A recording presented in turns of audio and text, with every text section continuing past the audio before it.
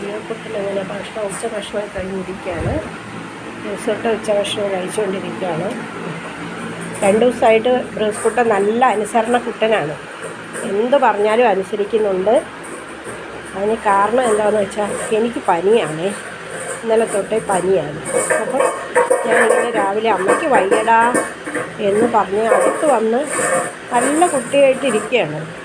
ഒരു പ്രശ്നവുമില്ല, പുറത്ത് ചാടി കയറുന്നില്ല, പറയുന്നില്ല, കൂട്ടി കയറാൻ പറഞ്ഞാൽ കൂട്ടി കയറുന്നു, എല്ലാം അനുസരിക്കുന്നു.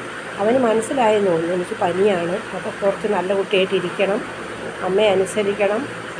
നല്ല മിടുക്കനാണ് ബ്രൂസ്കുട്ടൻ. ഇല്ലേടാ ബ്രൂസ്? ഉച്ചയ്ക്ക് ഓട്സും പാലും കൂടെ കഴിച്ചിട്ട് അങ്ങനെ മിടുക്കനായിട്ട് വരിക. അമ്മയ്ക്ക് വയ്യാത്തതുകൊണ്ട് ഗുഡ് ബോയ് അല്ലേടാ? മേലെ പുറത്ത് ചാടി കയറില്ല, മിടുക്കനായിട്ട് ഇരിക്കും. പിന്നെ സിറ്റ്.